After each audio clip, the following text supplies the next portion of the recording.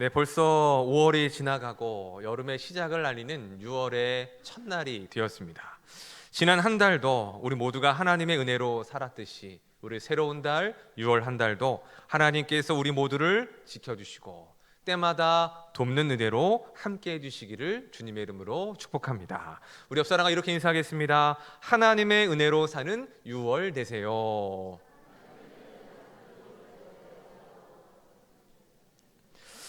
네, 우리가 신앙생활하면서 기대하고 바라는 것이 있다면 그것은 은혜가 아닐까 싶습니다. 하나님의 은혜, 하나님께서 우리의 삶에 은혜를 베풀어 주시기를 바란다는 것이죠. 예배를 드릴 때면 은혜 주시기를 사모하는 마음으로 예배하고, 간절한 기도의 제목이 있을 때는 하나님께서 은혜로 응답해 주시기를 원합니다.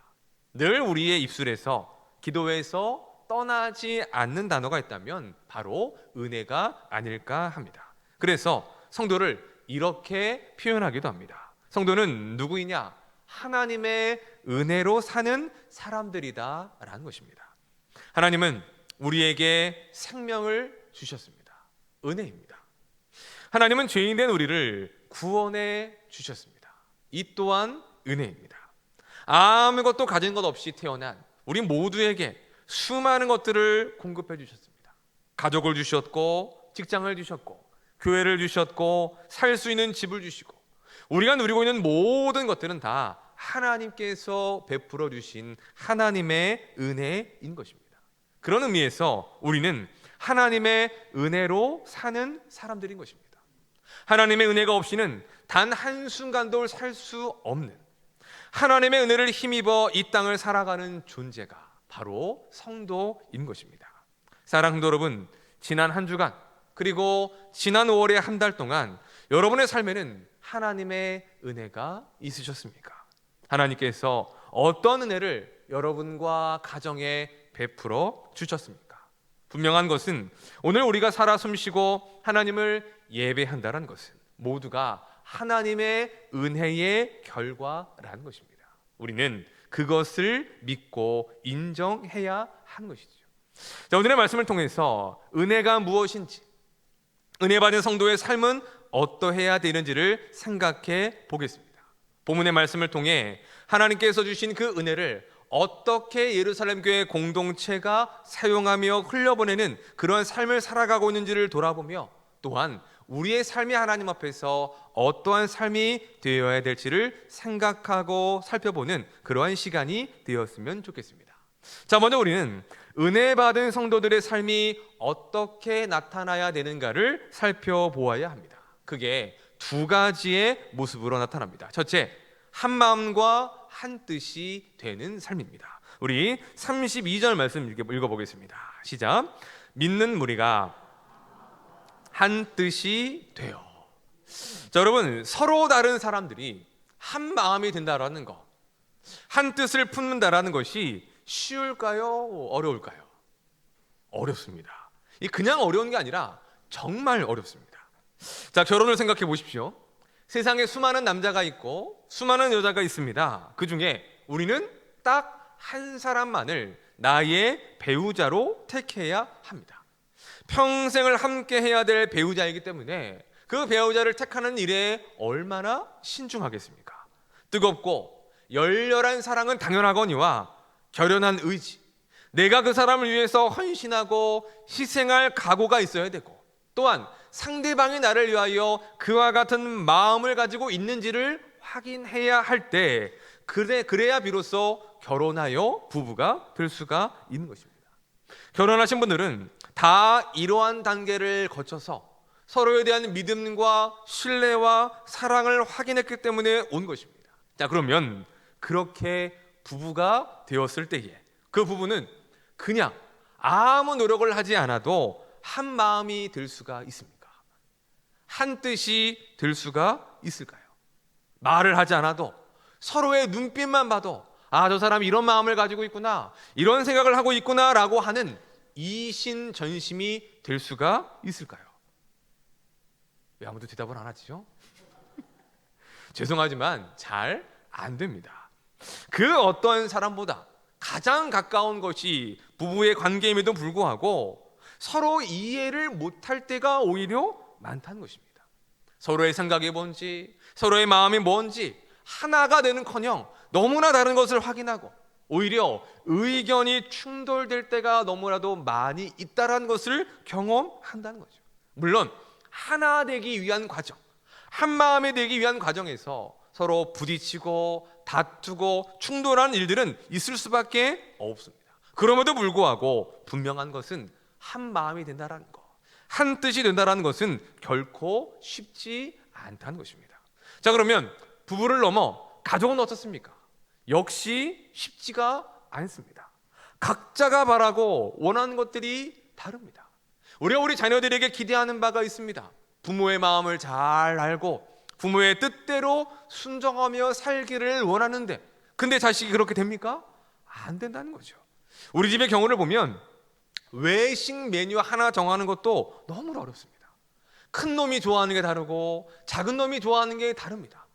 큰 놈은 국수를 싫어하는데 저희 집은 국수를 좋아합니다. 그래서 때로는 그 아이 하나 때문에 국수를 포기할 때도 많다는 거죠. 그러면 이런 생각을 합니다. 야, 같은 배에서 나왔는데 아버지가 다른 것도 아니고 엄마가 다른 것도 아니고 엄마 아빠가 똑같고 같은 배에서 나온 자식인데 어떻게 이렇게 다를 수 있을까라고 생각할 정도라는 것입니다. 무엇을 보여줍니까? 사람들이 한 마음과 한 뜻이 된다는 것이 정말 쉽지 않은 어려운 일이다라는 것입니다. 자, 그러면 예루살렘 교회는 어떨까요? 예루살렘 교회에도 한 마음이 되고 한 뜻이 된다라는 거 결코 쉬운 일이 아니었을 것입니다. 왜냐? 일단은 인원이 너무나 많기 때문입니다. 예루살렘 교회는 마가의 다락방에서 120명으로 시작한 교회였습니다. 그런데 오순절 성령 강림 사건 이후에 사도들의 사역을 통하여서 3,000명이 회심합니다. 남자만 5,000명이 예수님을 믿는 역사가 일어납니다. 그러면 여자와 아이들까지 하면 몇 명이냐? 약 2만 명에 육박하는 초대형 교회가 되는 것입니다. 우리 교회보다 최소한 100배 이상의 사람들이 모이는 교회라는 거죠. 그러한 많은 사람들이 한 마음이 된다? 한 뜻이 된다? 정말 어려운 일이라는 거죠. 게다가 성도들의 배경도 너무나 다양합니다.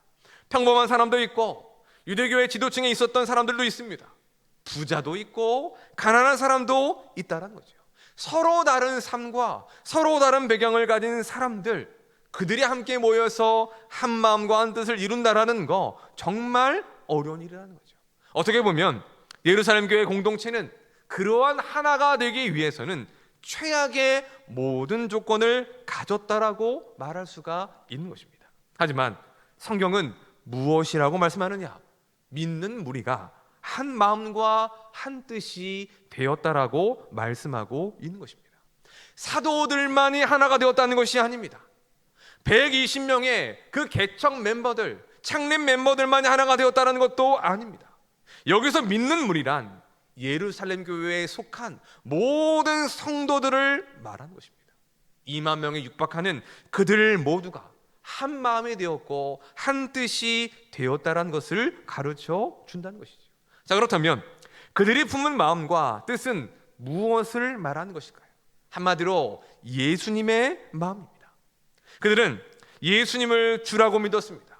그래서 주인 되시는 예수님의 마음을 그들 가운데 품은 것입니다. 또한 주인 되시는 예수님의 뜻을 품은 것입니다.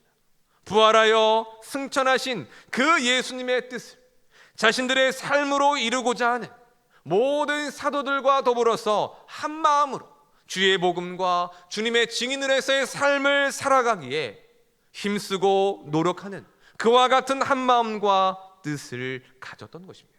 바로 이것이 예루살렘 교회에 나타난 은혜 받은 성도들의 첫 번째의 삶의 모습이었습니다. 자, 두 번째는 나누고 베푸는 삶입니다. 우리 32절 말씀 다시 한번 보겠습니다. 시작. 믿는 무리가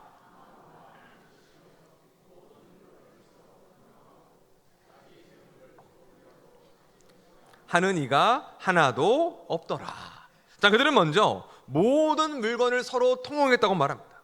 그 말은 자신의 것을 내어놓아 필요한 이들이 얼마든지 공동으로 쓸 수 있게 나누었다는 것입니다. 그래서 중요한 것은 내가 쓸 것은 내비두고 좋은 물건은 내비두고 좋지 않고 그런 것들만 내어놨더라는 것이 아닙니다. 모두가 쓸 수 있도록 자신의 것들을 기꺼이 그들 모두에게 나누어 주었다라는 거죠. 그리고 또 한 가지, 자기 재물을 자기 것이라고 하는 이가 없었다라고 말합니다. 분명 내 돈이고 내 집이고 내 땅이 있을 것입니다. 내 재산이 있을 것이죠. 그런데 그들 모두가 자기가 가진 것들을 자기의 것이라고 주장하지 않았다는 것입니다. 이것을 두고 어떤 이들은 교회 내의 공산주의라고 주장하기도 합니다. 하지만 이 말은 모든 재산을 공공의 것으로 해야 된다라는 차원의 말이 아닌 것입니다. 성경은 각자가 개인이 가지는 사유 재산을 인정하기 때문이죠. 그러면 이 말이 무슨 의미냐? 내가 가진 모든 것이 주인 되시는 예수님, 하나님의 것이라는 믿음의 고백인 것입니다. 즉, 내가 가진 재물, 내가 가진 재산은 나만을 위하여 사용되어지는 그러한 재산이 아니라 하나님께서 필요한 곳에 사용하도록 나에게 잠시 맡겨주신 하나님의 소유이고 하나님의 것임을 인정한다라는 그들의 신앙의 고백, 이런 것입니다. 그래서 재물이 있는 자들이 어떻게 합니까? 자신의 것을 나누고 베풀었다라고 말씀한 것입니다. 자, 우리 이어서 34절과 35절 말씀도 보겠습니다. 시작. 그 중에 이는 밭과 그 판 것의 값을 가져다가 사도들의 발 앞에 두매 그들이 각 사람의 필요를 따라 나누어 줍니다.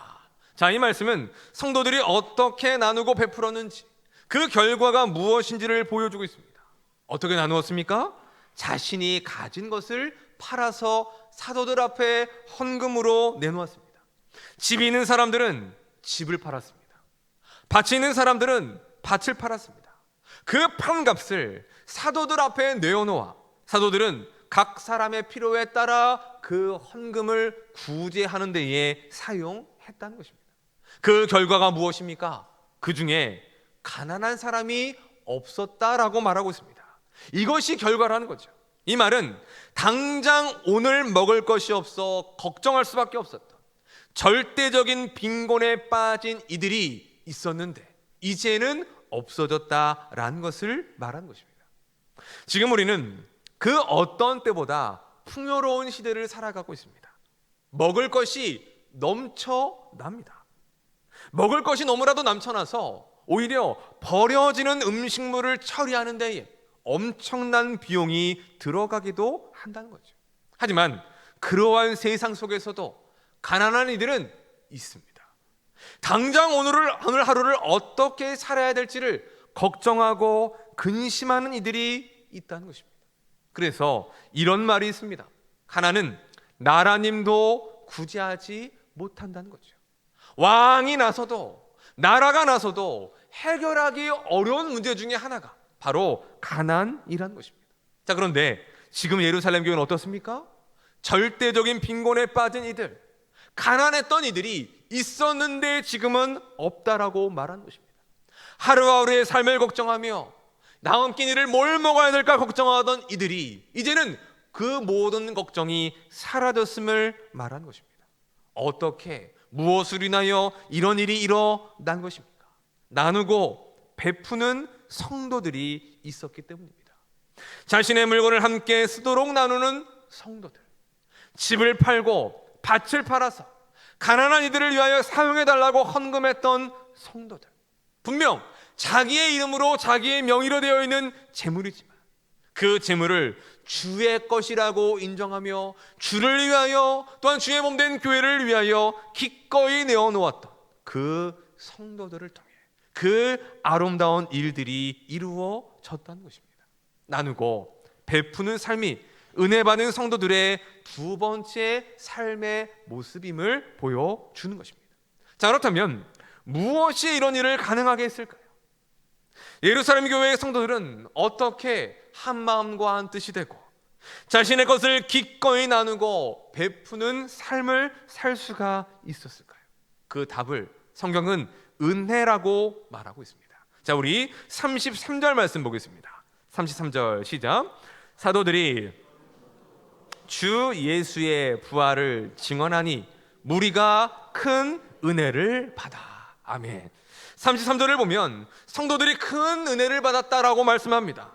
곧 그들이 사도들을 통하여 듣게 된 예수님의 복음, 주 예수의 부활을 통하여, 그 메시지를 통하여 하나님이 나를 얼마나 사랑하시는지, 하나님의 은혜가 얼마나 큰 것인지를 그들 모두가 깨달아 알게 된 것입니다. 그와 같은 깨달음과 그와 같은 은혜를 큰 은혜를 받았다라고 표현하는 것입니다. 곧 그 은혜가 그들로 하여금 그러한 삶을 살 수 있도록 만들었던 이유와 원동력이 되었던 것입니다. 자, 그러면 여러분, 은혜가 무엇일까요?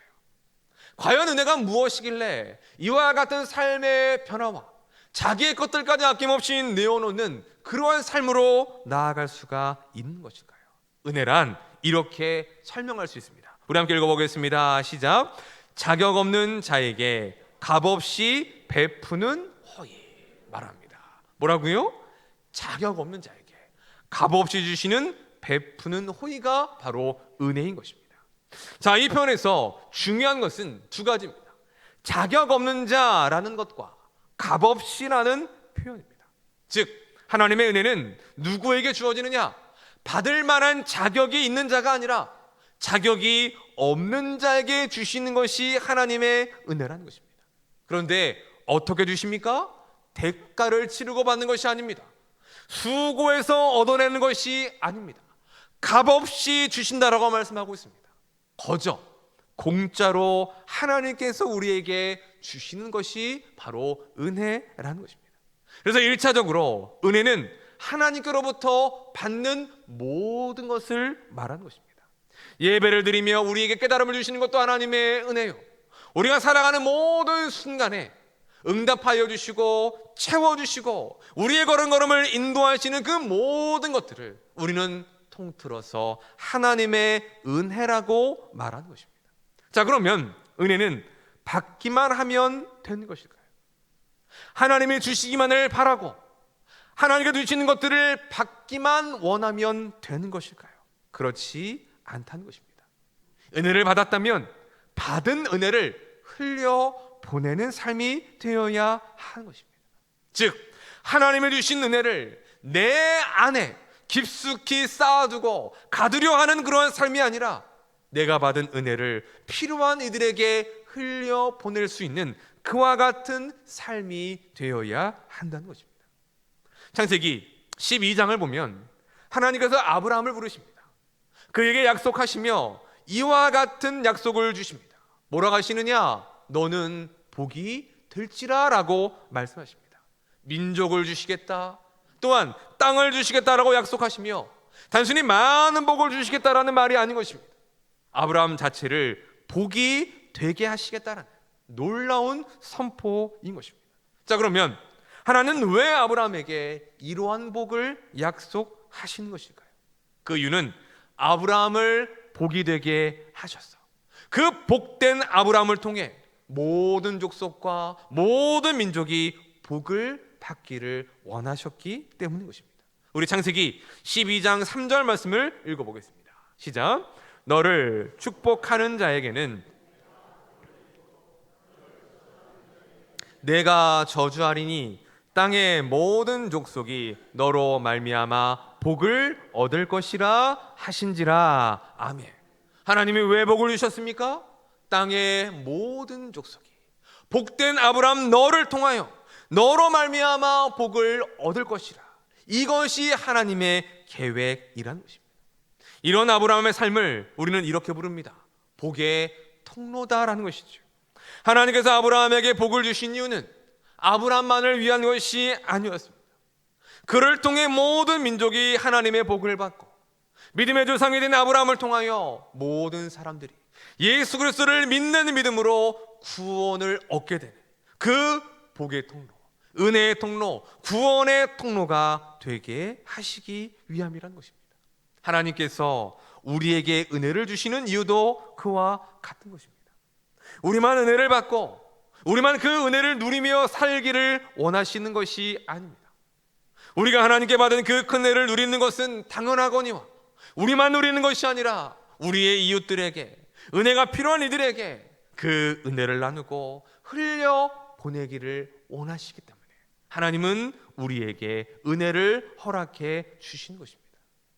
오늘 본문에 나타난 예루살렘 교회 성도들의 삶이 바로 그러한 삶의 본을 보여주는 것입니다. 성도들 모두가 사도들이 전하는 복음을 들었습니다. 그 복음을 통해 구원을 받았고 그 구원을 통하여 하나님께서 베풀어 주신 큰 은혜를 받은 것입니다. 나 같은 죄인을 위해 당신의 아들까지 내어주신 하나님의 사랑, 나를 구원하시기 위하여 당신의 생명까지 아낌없이 내어주신 예수님의 그 사랑으로 인하여서 그들은 큰 은혜를 받은 것입니다. 그 은혜를 받자 그들이 어떻게 됩니까? 그들의 삶이 달라집니다. 그들의 삶이 변화됩니다. 먼저는 주 대신 예수님의 마음과 뜻을 품는 것입니다.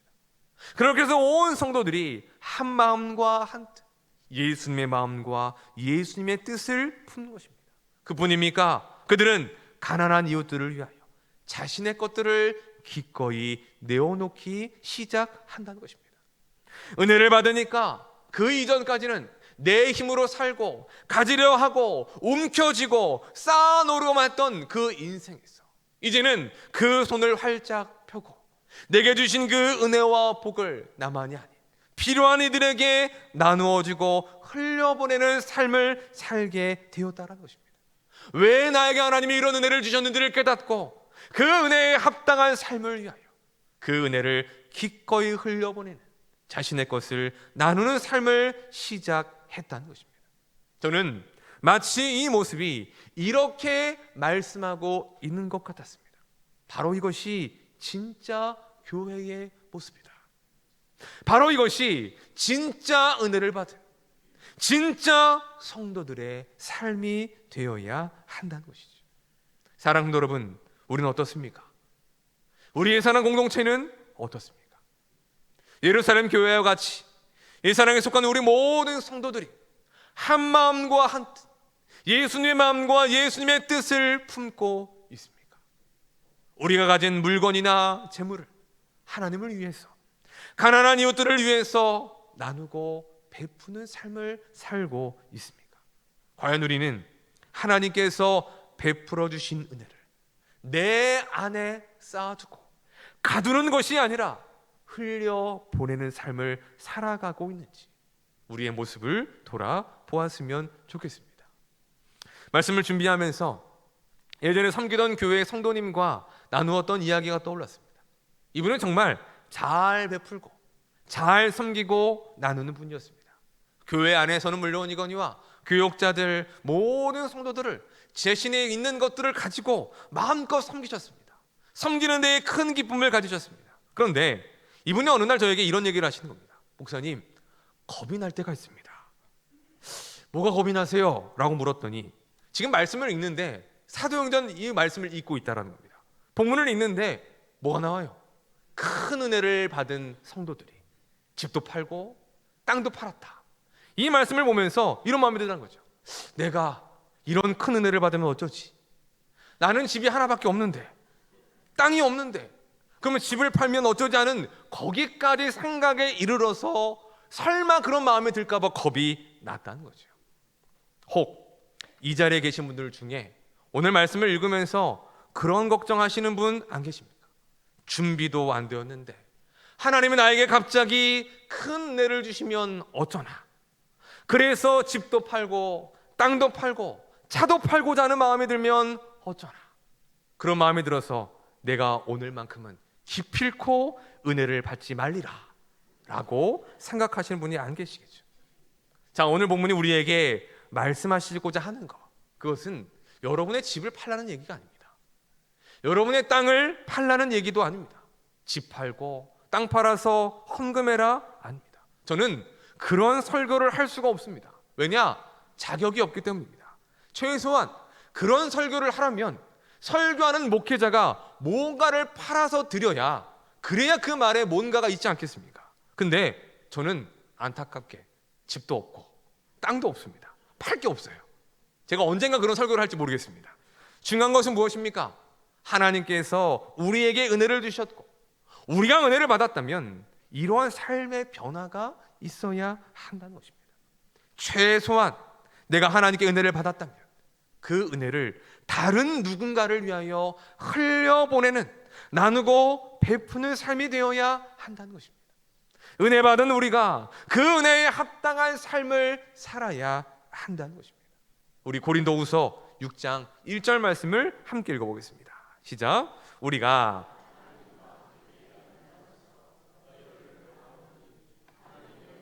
헛되이 받지 말라. 아멘. 바울은 이렇게 말합니다. 하나님의 은혜를 헛되이 받지 말라.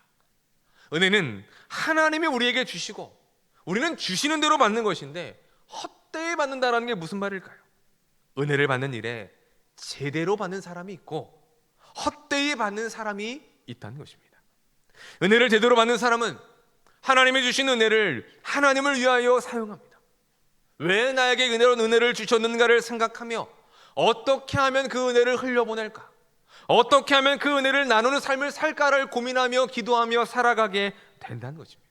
반면 은혜를 헛되이 받는 사람은 어떻습니까? 받은 은혜를 자신을 위해서만 사용한다는 것입니다. 자신의 삶을 영위하고 누리는 데만 사용합니다. 그러면서 하나님께 큰 은혜를 받기를 위하여 기도하지만 받은 은혜를 흘려보내는 일에는 인색한 삶을 살아간다는 거죠. 바로 이러한 삶이 은혜를 헛되이 받는 삶의 모습인 것입니다. 여러분은 어느 쪽에 속하신 것 같으십니까? 또 하나님은 우리가 어떠한 쪽에 속하기를 원하실까요? 하나님은 우리가 받은 은혜를 나누는 삶이 되기를 원하십니다. 또 하나님은 우리가 제대로 은혜 받기를 원하시는 분이시다라는 것입니다. 사랑하는 여러분, 은혜를 헛되이 받는 자가 아니라 제대로 받고 그 은혜를 나누는 삶이 되시기를 주님의 이름으로 축원합니다. 예루살렘 교회의 성도들처럼 큰 은혜를 받아 한 마음과 한 뜻을 품고 받은 은혜를 나누고 베푸는 삶이 되었으면 좋겠습니다. 언제까지나 하나님의 은혜를 주십시오, 하나님 나에게 크신 은혜를 주십시오라고 하며 은혜를 받기만을 원하는 삶이 아니라 이미 우리에게 허락하여 주신 그 은혜가 어떠한지를 생각하며 그 은혜를 어떻게 하면 나누고 베풀지 은혜에 합당한 삶을 살아가기를 소망하는 우리 예사랑교회와 성도들 모두가 되시기를 주님의 이름으로 축원합니다. 말씀을 정리하겠습니다. 하나님은 우리에게 은혜를 주시는 분이십니다. 여러분 믿으십니까? 그 은혜는 공평합니다. 또 우리가 감당할 수 없을 만큼의 큰 은혜를 주신 분이 바로 하나님이십니다. 왜냐? 하나님은 늘 우리에게 좋은 것을 주시는 분이시고 우리가 구하고 바라는 것보다 더 큰 것을 허락해 주시는 분이시기 때문입니다. 하지만 어떤 분들은 이렇게 느끼기도 합니다. 내게 주시는 은혜는 이것밖에 안 되는데 저 사람에게는 더 큰 은혜를 주시는 것 같다. 나에게 주신 은혜가 이것밖에 안 되니까 나는 이것밖에 못한다라고 생각한다는 겁니다. 왜 이런 차이가 생길까요? 받은 사람의 믿음과 마음의 크기에 따라 달라지는 것입니다. 하나님의 은혜가 공평하지 않아서가 아니고 누군가에게는 크고 누군가에게 작은 은혜를 주셔서가 아닌 것입니다. 똑같은 은혜임에도 불구하고 받은 사람의 믿음과 마음의 크기에 달려있는 것입니다. 믿음이 큰 사람, 마음이 큰 사람은 부어지는 하나님의 은혜를 모두 담을 수 있습니다. 반면 믿음이 작고 마음이 작은 사람은 어떨까요? 담겨진 은혜가 작을 수밖에 없다는 것입니다. 그릇이 작기 때문인 것이죠. 말씀을 마무리하며 우리가 받은 은혜를 어떻게 여기고 있는가를 생각해 보았으면 좋겠습니다. 여러분은 하나님께서 여러분에게 큰 은혜를 주셨다고 생각하십니까? 아니면 작은 은혜밖에 주지 않으셨다고 생각하십니까? 시편 81편 10절에 보면 이렇게 말씀합니다. 우리 함께 읽어보겠습니다. 시작. 나는 너를 애굽 땅에서 내 입을 크게 열라 내가 채우리라. 아멘. 하나님은 채우시는 분이십니다. 우리가 크게 열면 크게 채우시고 우리가 작게 열면 작게 채우십니다. 하나님의 베푸시는 큰 은혜를 받고자 한다면 우리의 입을, 우리의 마음을, 우리의 믿음을 하나님을 향하여 크게 열어야 하는 것입니다. 사랑하는 성도 여러분, 우리 모두가 하나님의 크신 은혜를 받고 누리는 삶이 되시기를 주님의 이름으로 축원합니다. 입을 크게 여십시오. 여러분의 마음과 믿음을 하나님을 향하여 크게 여십시오. 그러면 우리를 향하신 하나님의 크신 은혜를 우리는 받고 고백할 수가 있을 것입니다. 그리고 그 은혜를 받았다면 은혜에 합당한 삶을 살아가되 주 안에서 한 마음과 한 뜻이 되고 우리가 받은 은혜를 나누고 베푸는 삶으로 나아가는 하나님의 신실한 주의 종들이 되시기를 주님의 이름으로 축원합니다. 우리 시간 함께 말씀을 생각하며 우리 찬양하고